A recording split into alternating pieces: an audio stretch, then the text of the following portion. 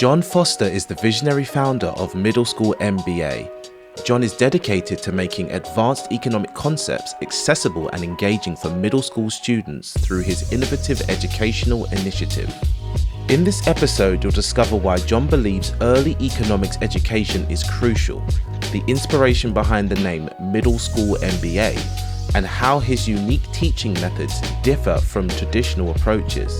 You'll also learn about the tools and techniques he uses to bring economics to life, the program's impact on students, and his future plans for expanding the curriculum to reach even more young learners.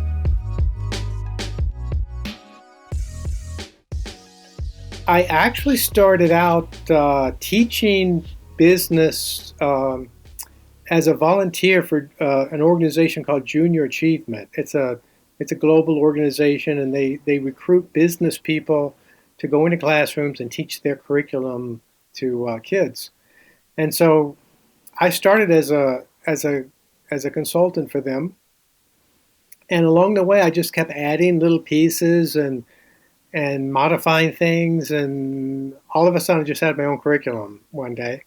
And so I just started teaching that, and people loved it. And then one day I was walking to class, and I said to myself, why am I teaching 14 kids? I should teach 14,000. And that's when I decided to create Middle School MBA. And I built out all the tools that I had always wanted online. You know, I used to go to the board and draw these really ugly pictures. I'm a terrible artist. And then I would say, imagine that this is moving this way, and this is getting bigger, and this is doing that.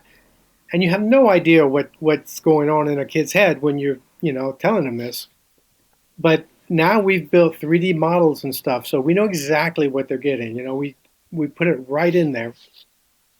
And so that was sort of the genesis of it. About 5 years ago, I quit my corporate job to do this full time, and it's been great.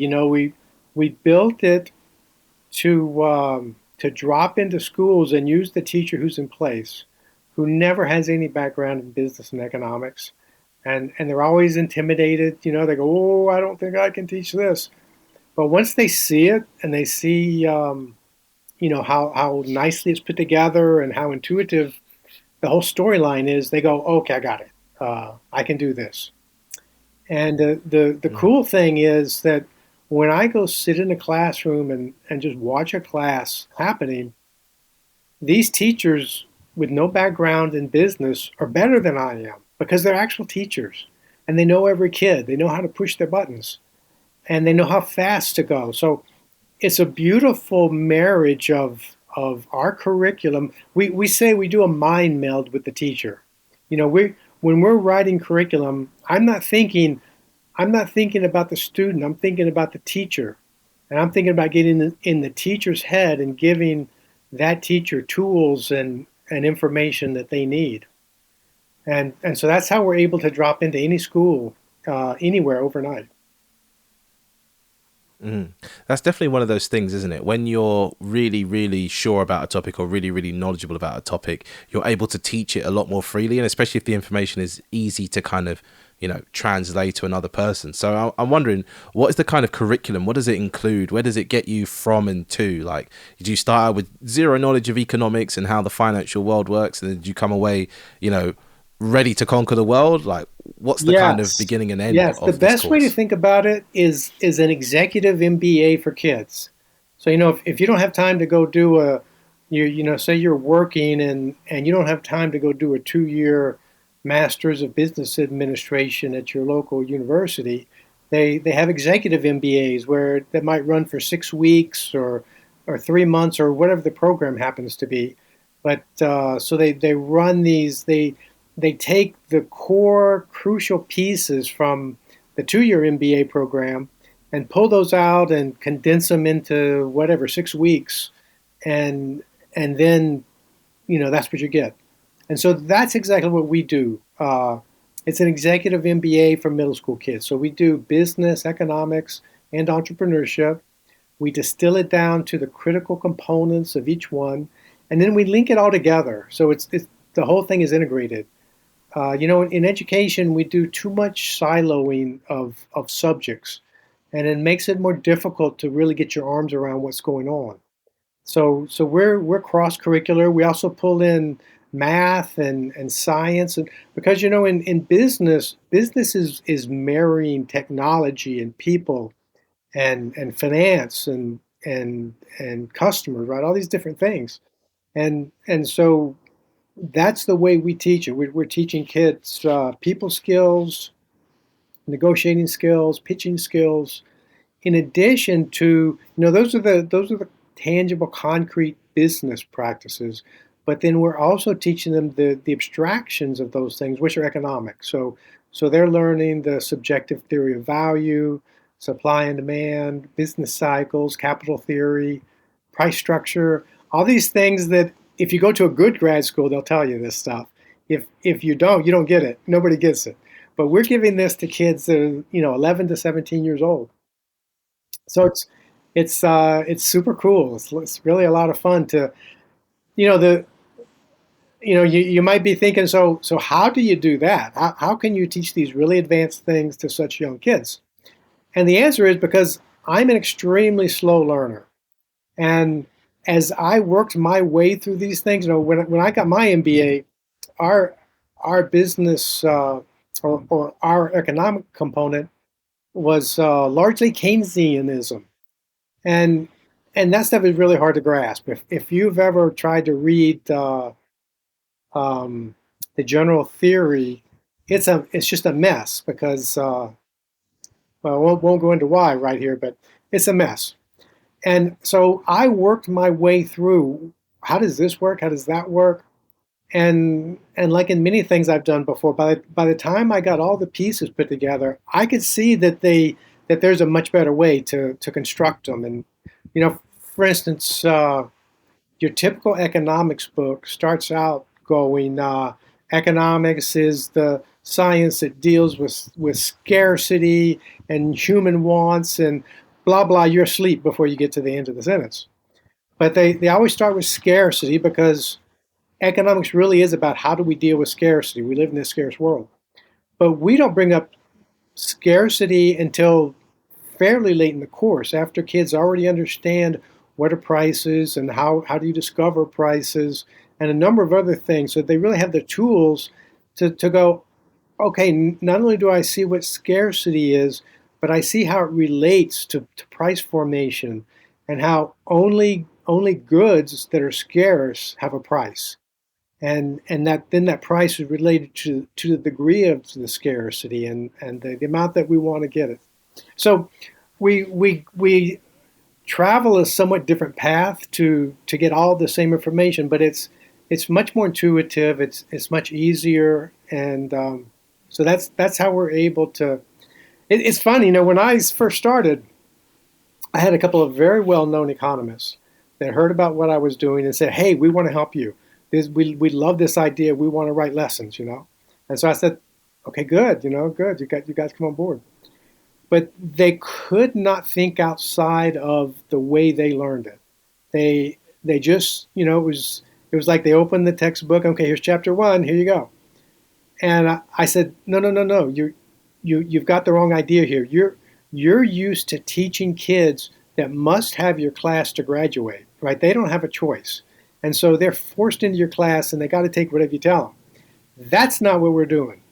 We have to make this so compelling, so interesting, so digestible that people are going to pay us money for it, right? It's not, they don't have to be here. They don't have to take this class. Um, and and they just couldn't think in those terms. It was funny. I had to part company with both of them on very good terms. They're both great guys, but after 100 years of it being taught one certain way, the entire profession is just sort of fixed into that mode and struggles to get out of it. So we're kind of breaking Mm. that mold right now. I'm really looking forward Yeah. to a few years when our kids are in these first year economics classes in college and they raise their hand and say, "Professor, where's your capital theory?" don't you have a capital theory to go along with this? We're going to make trouble. Yeah, I mean, it's good that people can come into the finance world or the entrepreneurial world with this kind of base level of understanding that actually, when it comes to building on these building blocks, they're able to excel or even ask questions that the lecturer or the college professor might not be able to even think like, oh, I didn't know you guys knew about that yet. Have you skipped ahead in the textbook? But it's because they have that basic level understanding that they can kind of think about connecting all the dots. So I'm wondering if you can explain to me how you have simplified some of these complex topics, whichever one it is, whether it's about business, finance, entrepreneurship, or economics, but just an example of how you've simplified something Oh, yeah, that's, yeah. once difficult and boring. So, Yeah. capital.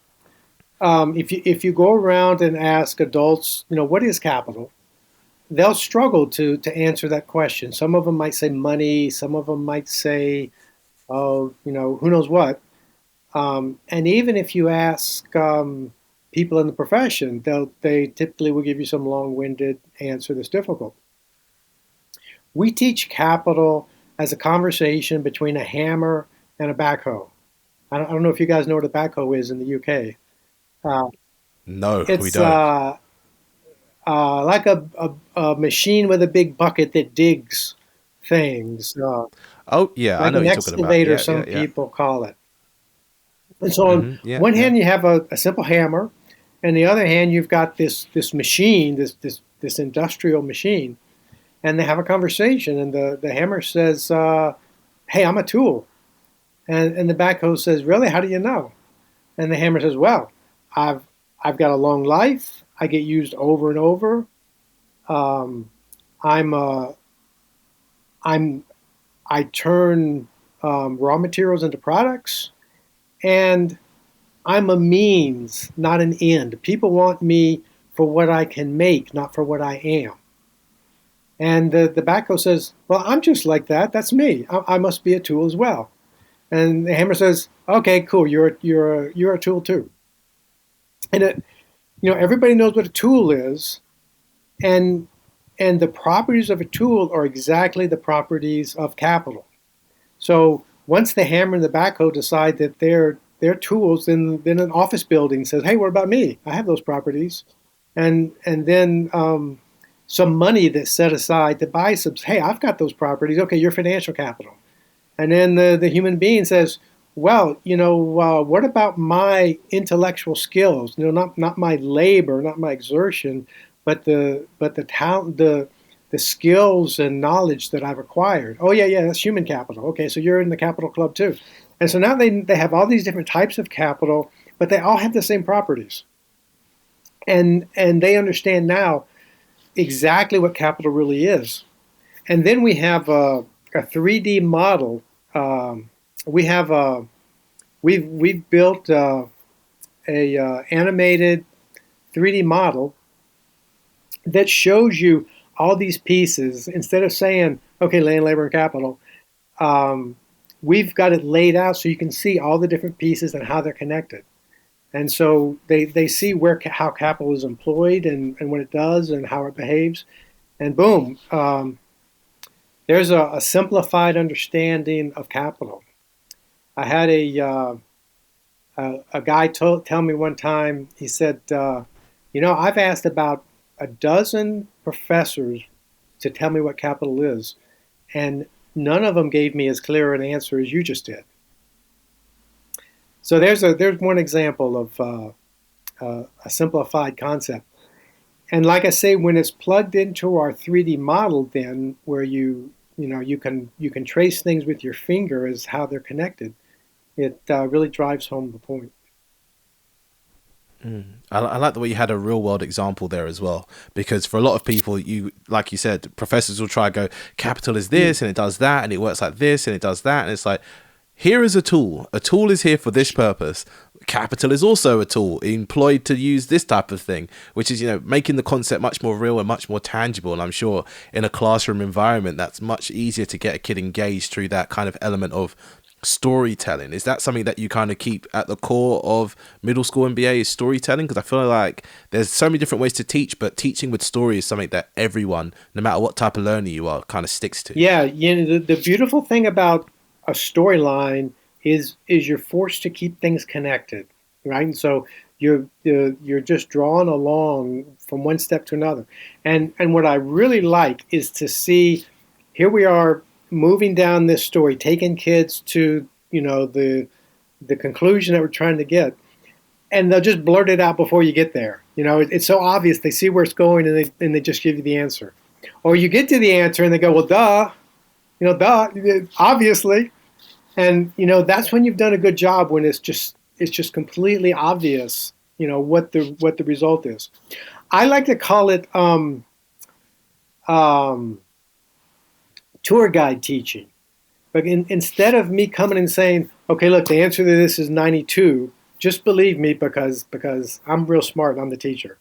Instead, I like to go, like we're taking a tour, and I go, okay, so there's a church here on the corner, and you look and you go, yep, there's a church. And I go, and the church has got a steeple on top. You go, yep, yep, yep, see the steeple.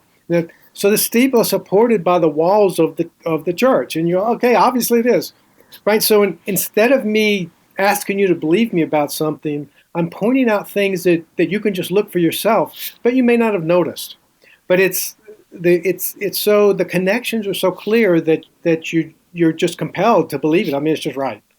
So I'm very big on critical thinking, and and emphasizing it until it makes sense in your head, until you can connect every link in the chain in your own head.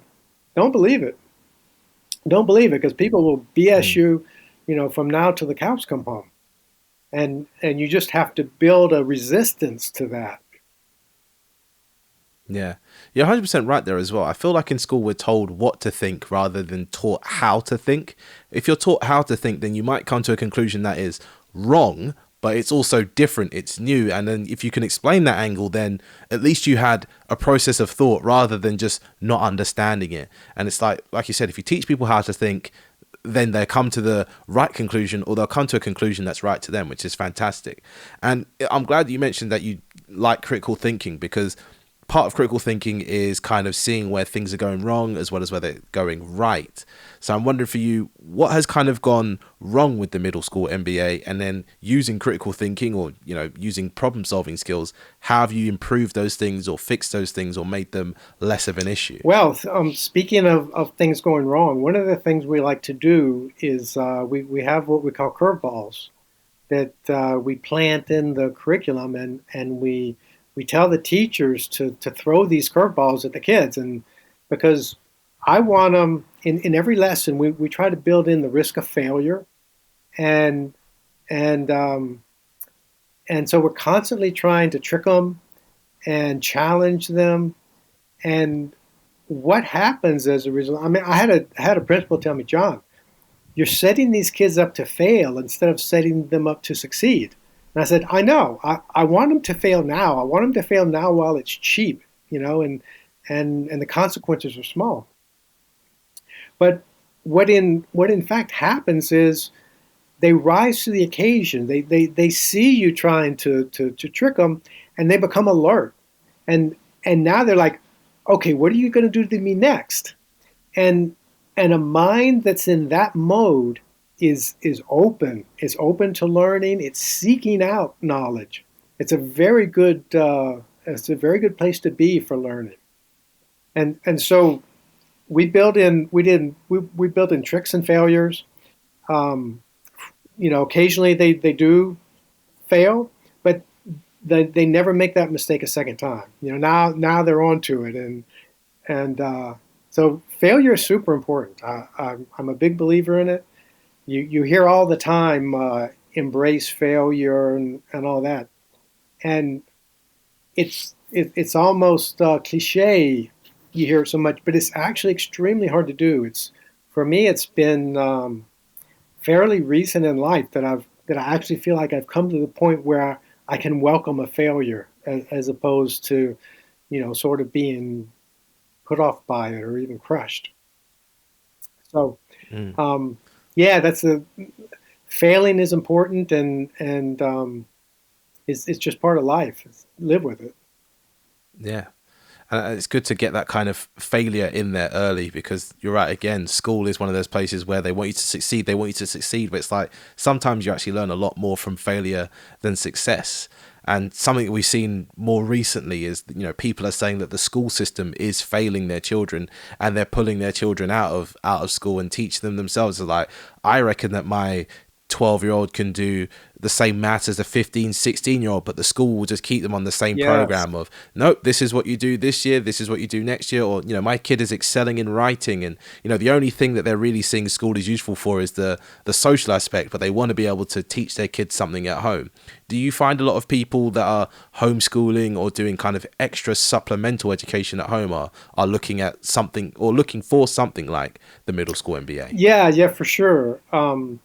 In the U.S., homeschooling is just going crazy. In the U.K., not so much, I gather. But in the U.S., I think the compound growth rate is something like 12% a year. It's insane. And also now there's ed choices going on, where in which the government, you can, the money follows the child, so you can take your child out of a public school and send them to a private school, and at least part of that money follows the child. And so you have public funding of private schools, and you're seeing an explosion of these micro schools where somebody will put 15 kids in their kitchen and conduct classes for the neighborhood, um, and co-ops, homeschool co-ops, as well as just traditional homeschools. The homeschooling in the U.S. has become so organized and so sophisticated that they have entire suites of curriculum and um, just just incredible stuff. Drop in co-ops. If you want to, if there's no co-op in your town, there are companies that will give you all the stuff you need. You just go out and find 10 families, and blang, you've got a co-op going. So it's just amazing what's happening there. And you mentioned people send their kids to school and all they're getting is the social piece. A lot of times the social piece isn't so great. Sometimes the social piece is drugs or pornography or who knows what. You don't always have the greatest social interactions at school. And so all these things have driven a lot of people away from the schools, the public schools. What's encouraging is that already, I believe we're seeing an effect from the Ed Choice programs, that the public schools are becoming more open to doing things better, to innovating, to not being quite so bureaucratic.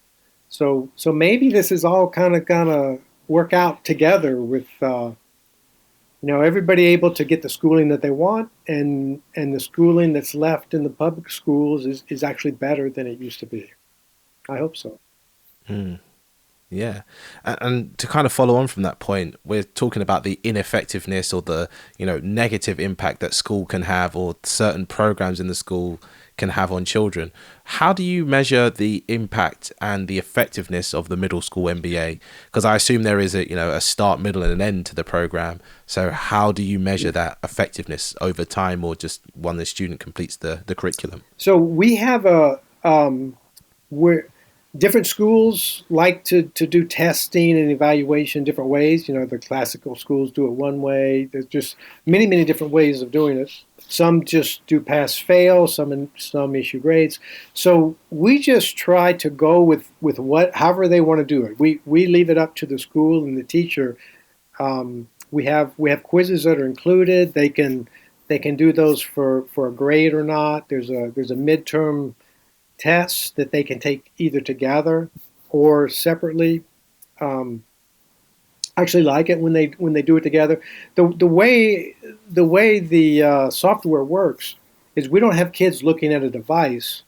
The teacher projects the software on the wall, and then it takes the class through. So it's actually the teacher doing the teaching, and we just give them the tools that they need, right, and help guide them along. And so when the midterm exam is set up that the class can take it together, almost like a competition. They got for each question there's X number of seconds to answer, and you can almost like a game show thing. You can ask for a hint if you can't get the question, but if you take a hint, it reduces the number of points you get, on that question as far as your score. And so they become real competitive. This is another, one of the things that we suggest teachers do for this test is bring a set of jumper cables to class from their car, and then on the first page it says it lists your results. If you score 85, you get this. If you score 50, you get that. If you score a certain place, you get a high voltage electric shock, right? And when the kids see that, they go, "A what?" And you go, "Oh, no, no, no, no, we would never do something like that." And then you pull the jumper cables out and just set them on the table without saying anything, right? So there's just electricity in the air. The kids go crazy and they're like, "All right, come on, let's do this." They're all fired up. So just a lot of things like that. We like to keep a really high esprit de corps going, and consequences for how things go, failure, real life things. That the authenticity is so important. Kids have this very strong BS detector. I learned this when I was teaching myself, and they would ask me some question that was a little off color, like, so what about the fraud? How does when are people engaging in fraud or theft or something? And if you try to sugarcoat that, as soon as you start sugarcoating the answer, you see them kind of pulling away, like okay, you. But if you just address it and say, yeah, so fraud happens, you have dishonest people, you try to guard against it by not having the same person order and the same person receive and that kind of thing. And they're like, great, they're into it, they want to know. And so maximum authenticity, because kids, when you're 11, 12, 13, 14 years old, your job is to grow up and be an adult, whether you know it or not, but that's what's happening in your body. You're growing into an adult, and you're going to go face the real world. And just intuitively, that. And when you're getting tools that are going to help you later, you want it. You're drawn to it. It's amazing how much they really want this on a subconscious level. Mm. And it's like sometimes some things you thought you learned in school that were useless, they come up later in adult life and you go, oh, actually, that was kind of useful. Do you know what I mean? Like, let's say you're at home doing DIY and all of a sudden you go, oh, actually, the diameter and the radius and whatever else, you go, oh, wow, I can measure this thing and it fits perfectly. This tile fits perfectly now and all that kind of stuff. So it seems like this kind of knowledge that you're teaching these kids is not only useful to them when they're learning it, but in later life, they'll have these little pop-ups of knowledge, especially if they decide to become an entrepreneur or a business owner, where they go, oh, I know how to price this because I figured out the raw cost, the raw value, add my profit on top and all this kind of stuff. And I feel like that's the best knowledge you can give a young person, is knowledge that will go with them through the rest of their life, rather than just to pass a test and another test and another test to get them a job. Yes, we want to teach everlasting principles that you can use forever. You can teach a programming language, Java or whatever, and that's great. It's a great skill to have. But in 5 or 6 years, that language is going to be gone, and there's going to be another language that people are using that you have to relearn. Whereas with supply and demand and those kinds of things, those are everlasting. Those are principles that are good for all time. And we also are teaching life skills that you use forever, no matter what you do. I mean, if you understand how businesses work, you're a better employee. You show up and you know how things go. You can apply yourself better. You've got a better attitude about. You understand the boss's situation. You have an empathy. You're able to anticipate what they need, And so you're a better, more valuable employee as a result. If you're, as a consumer, understanding, how these things work goes to your advantage. Everybody's going to buy a car or a house someday. We teach very high level negotiations. Um, we teach the structure of a negotiation, and then within that structure, various techniques that people use, including ones again that are unethical. Um, you know, bait and switch and selling a bridge and some of these kinds of things, because that's out there, and you need to be able to recognize it and deal with it. So we teach them these things, and we teach them how to anchor, how to counter a bad move by the opponent. And one of the few complaints I've gotten from parents is I've had parents say, "Do you think you could make them a little less good at negotiating?" We're suffering with that a little bit, but yeah, it's these are life skills. Business skills are life skills. No matter what you do, you can apply these to your life for from now on. Yeah. And you've been building this curriculum, well, over the last, let's say, 5 to 10 years, but you're also building it with a view to the future. So I'm wondering kind of what are the future developments of the middle school MBA, or how you plan to expand it? Because I can see your vision here of you wanting this to be, a very full curriculum of many, many different tools, techniques, and ideas, and master classes, and whatever else. But I'm wondering what the kind of future of the middle school MBA looks like. That's a great question, and two answers. One is going forward in the same vertical.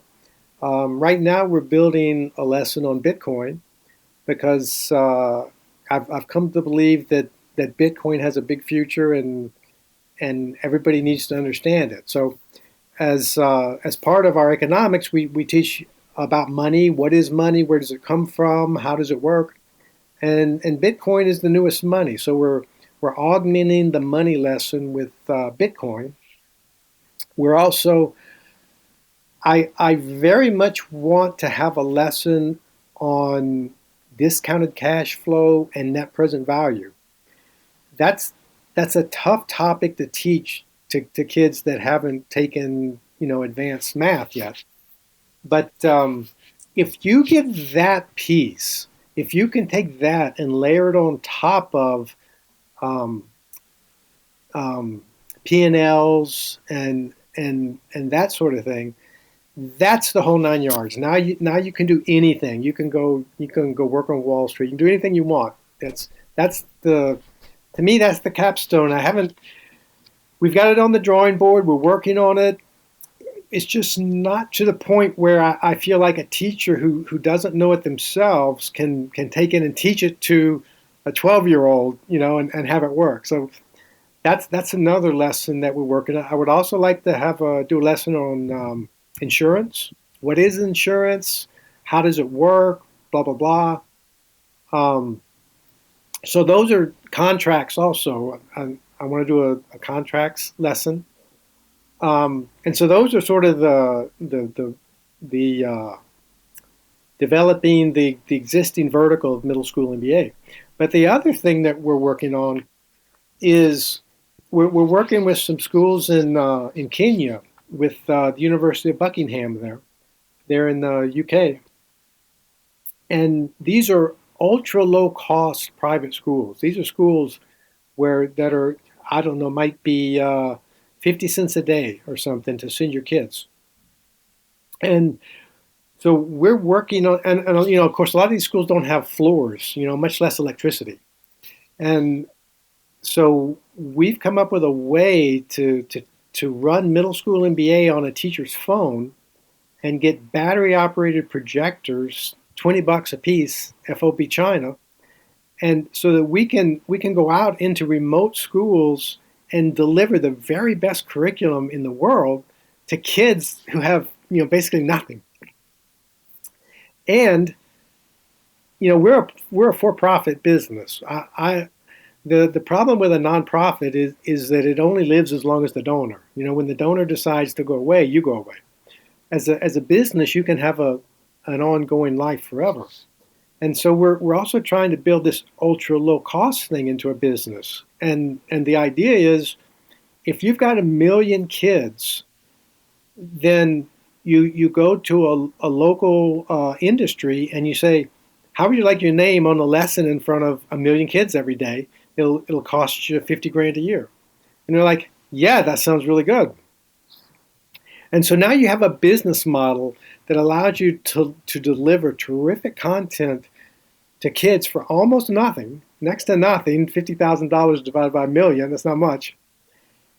And when that's working, then you go, well, all right, we're teaching them business. Now, who's the best history teacher in the world? Who's the best math teacher in the world? And you put them in this same platform where it's become, it's financially attractive for the best teacher in the world to come and get on the platform and deliver their stuff. And so that's the additional verticals vision for Middle School MBA. That's down the road a bit, but I'm glad you asked. It's a very cool. I was curious. Yeah, I was curious. I was hearing what you're saying. I was thinking this guy definitely has a future plan to build this, obviously, vertically, but maybe a little bit horizontally. And you mentioned you always want the best in class people there. And obviously there's a fee for that, but it's worthwhile because of the impact. And I think a lot of good teachers, a lot of the best teachers in the world, they just want to impact as many students as they, possibly can, And obviously with that kind of impact, you want to have a success story. So for every 1 million people, maybe you want to create, say, 10,000 entrepreneurs. And I know that's not a massive percentage, but I'm sure already the number of students you've had through the Middle School MBA, you've had a few success stories or maybe a few businesses that have started up from these students. I wonder if you can talk me through any of those stories if you have any. Yeah.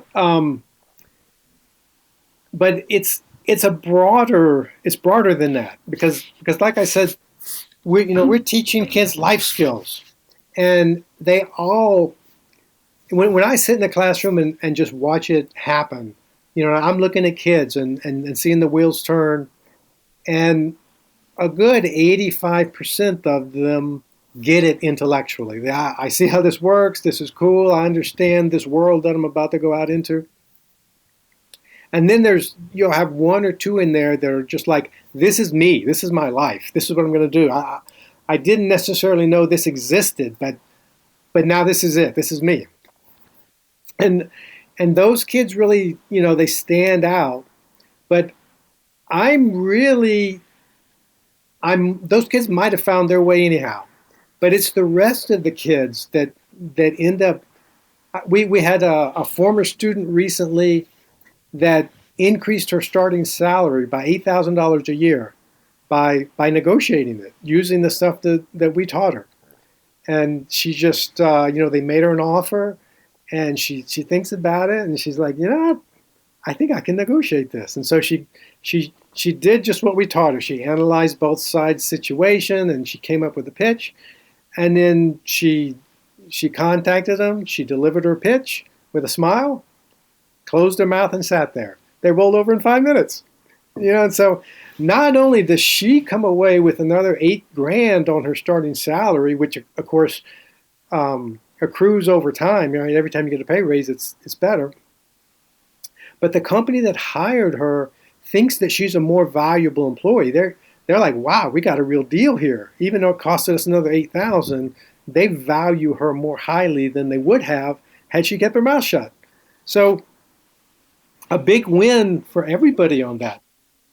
And so those kinds of things that people use all through their lives, that's what I like the most. Being an entrepreneur might be the last thing, that the least of the benefits that come out for kids. Yeah, that's true. Especially if you're giving them life skills that they're going to be using kind of subconsciously because it's part of who they are, then there's nothing that can go wrong there. And I'm glad that you mentioned things like writing up contracts or learning about insurance and even things like Bitcoin, which tells me that you're constantly learning. You're not just going to the old textbooks and going, this is the fundamentals of economics, this is the fundamentals of entrepreneurship. You're constantly looking at what's coming up or what you think might be the future thing, and you're putting in your own curriculum into your own life and living it yourself. And I'm wondering for you, where do you do all your learning, or what is it that kind of gets you to know about new things? How do you stay relevant? Well, in the case of Bitcoin, I was at a conference and heard Art Laffer talking about it. I had always been really skeptical of Bitcoin. I like, you know, somebody's going to invent a better technology, or somebody's going to hack it, or the power's going to go down, and where's your great, hedge against disaster now? But Laffer, Laffer, talked about it, and I said, okay, I got to look. And I checked. Fidelity Investments wrote a beautiful white paper about Bitcoin, and that answered almost all of my concerns. And so I went on a big deep dive and just tons of different sources, and I'm now convinced. I'm one of these annoying people that I used to try to avoid this. Hey man, you got to own some Bitcoin. This stuff is real. So hodl, you need to be hodling. Um, and so I'm kind of in this space. I'm an angel investor, and so I'm looking at companies and innovations, and just when I stumble across something that seems to fit. There is a downside to doing it this way, in that most of the schools, most states will have a set of education standards, and they're very detailed. On number 6251 is scarcity. Number 6252 is supply and demand. Right?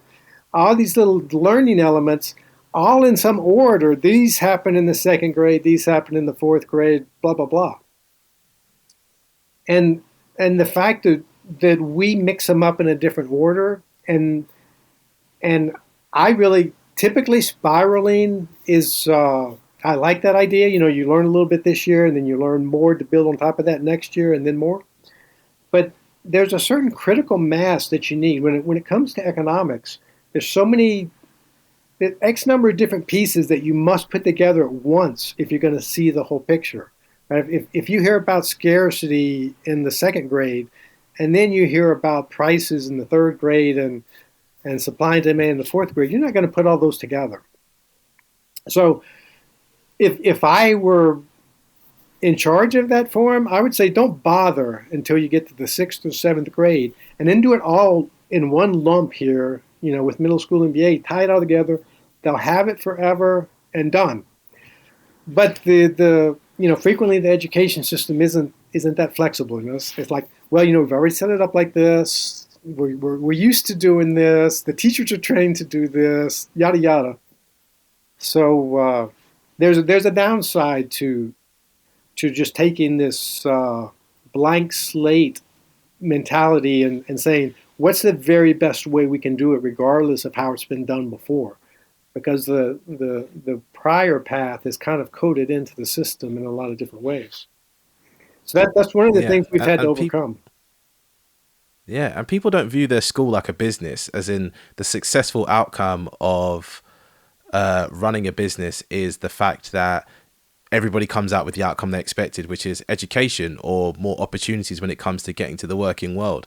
And if we were to view, every school as a business or every class as a startup, we'd be like, what is the best way to do this? Forget about what we knew before. Yeah, What do we know now? And how does that work best for us exactly. now? And, it's a mindset that's getting slowly put out there as some of the older, more kind of rigid set mindsets are dying out. But we've got a long way to go with that kind of stuff, haven't we? Yeah, we see more of that in the micro schools and in the homeschool co-ops, because it is a market, and they are serving a customer, and the customer has the option of taking their money and going elsewhere.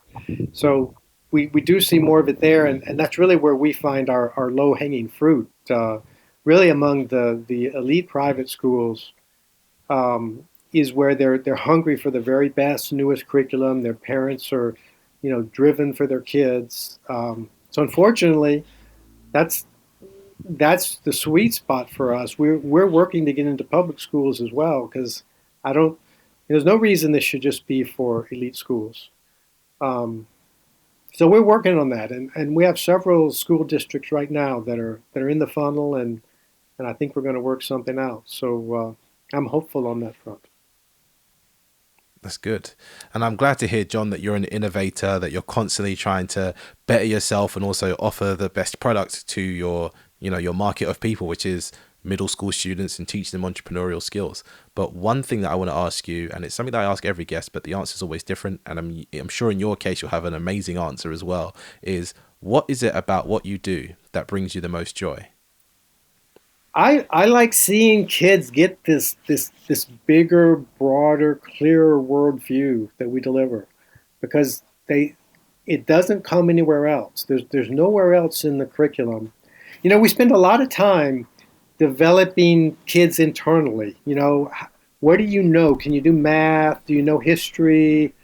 Your personal characteristics. And all that's important.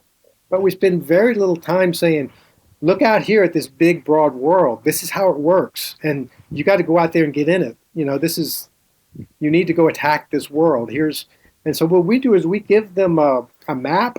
Here's what it looks like out there, and a compass.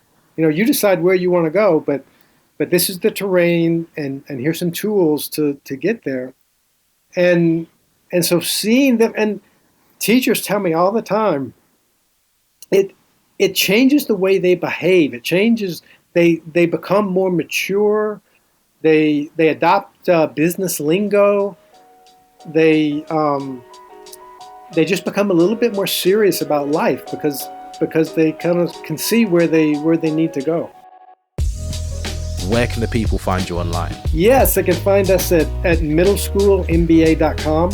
One word, middleschoolmba.com. We have everything from free lessons. Everybody teaches scarcity and supply and demand. We give those lessons away for free. You might as well use the best stuff. And then we have, from there we go all the way up to paid lessons and full curriculum and all that stuff. So yeah, you can find all of that at middleschoolmba.com. We also have an adult class called Zero to Austrian in 20 minutes. That's available on the website as well. Thank you for listening to People Explained. New episodes come out every Monday. We would appreciate it if you gave us a review on Apple Podcasts and shared this episode with a friend.